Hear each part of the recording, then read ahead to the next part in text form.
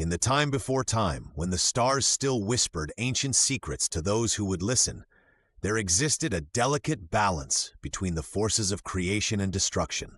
Our world, known as Alard, hung like a precious jewel in the cosmic void, protected by ancient guardians known as the Huras Al-Khan, the keepers of existence. For millennia, these mystical beings maintained the harmony of our realm from their celestial chambers in the city of eternal dawn. But as humans grew in number and power, their actions began to tear at the very fabric of reality. The ancient scrolls speak of dark energies rising from the depths of the earth, awakened by humanity's careless use of its resources and forgotten wisdom. It was in this time of impending doom that the last of the Huras Al-Khan, an immortal sage named Zarin, discovered an ancient prophecy hidden within the crystalline archives. It was in this time of impending doom that the last of the Huras Al-Khan, an immortal sage named Zarin, discovered an ancient prophecy hidden within the crystalline archives. The prophecy spoke of a chosen one, a child born at the exact moment when the moon would eclipse the sun 3 times in 1 year, an event that occurred only once every 1,000 years. This child, named Nora, was found in a small village near the mountains of the north. She bore the mark of the celestial serpent on her right palm, just as the prophecy had foretold. But she was not alone in her destiny. The prophecy spoke of 3 sacred artifacts that needed to be united: the chalice of pure waters, the sword of truth's light, and the crown of universal harmony. As Nora grew under Zarin's guidance, the signs of world's impending doom became ever more apparent. The skies darkened with unnatural storms, ancient creatures stirred from their millennial slumber, and the barriers between realms began to weaken. Humanity's destructive actions had awakened an ancient entity known as Al-Fana, the void of extinction. At the age of 16, Nora began her quest. With Zarin's wisdom guiding her and a small group of loyal companions, each representing a different element of nature, she embarked on a perilous journey across lands both seen and unseen. At the age of 16, Nora began her quest. With Zarin's wisdom guiding her and a small group of loyal companions, each representing a different element of nature, she embarked on a perilous journey across lands both seen and unseen. They traversed the burning deserts of lost souls, where mirages became real and reality itself bent to the will of ancient jinn. What was that? It looked so real.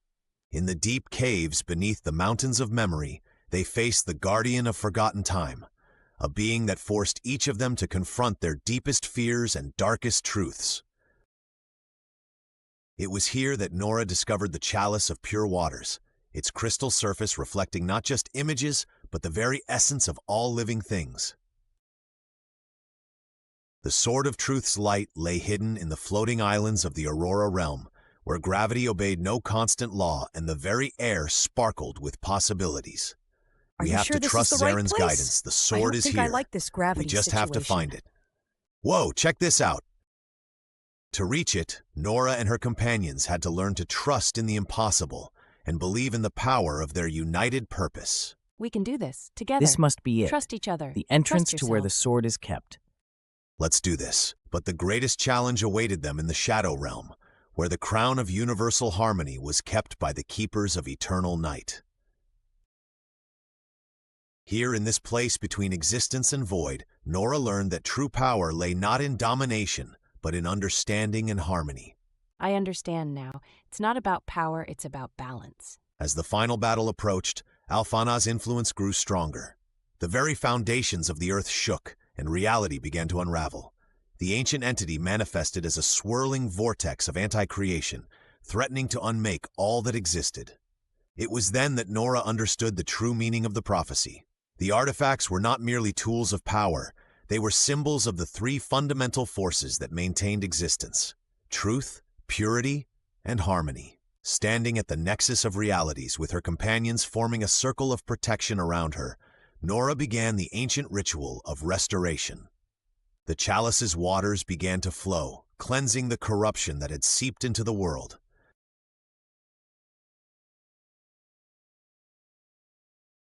The sword's light cut through the darkness of ignorance and fear. And the crown? The crown resonated with a song of such profound beauty that it touched the heart of every living being, awakening them to their connection with all of creation. Alphanah's darkness was not destroyed, for destruction itself cannot be destroyed, but it was transformed. The void became a cradle for new possibilities, a space where creation could begin anew. The world was saved not through destruction of the destroyer, but through the transformation of destruction itself into a force for renewal. As the new dawn broke over Alard, Nora and her companions became the first of a new order of guardians. They understood that their task was not just to protect the world from destruction, but to teach future generations the delicate balance between progress and preservation, between growth and harmony. It's a new beginning. We have so much to teach them. The ancient scrolls tell us that Nora's story didn't end there. It merely began. For in saving the world, she had started a new chapter in the eternal story of existence. Her legacy lives on in every act of preservation, in every moment of harmony between humanity and nature, and in every child who looks up at the stars and remembers that they too are guardians of this precious world we call home. The prophecy had been fulfilled, but its wisdom echoes through the ages.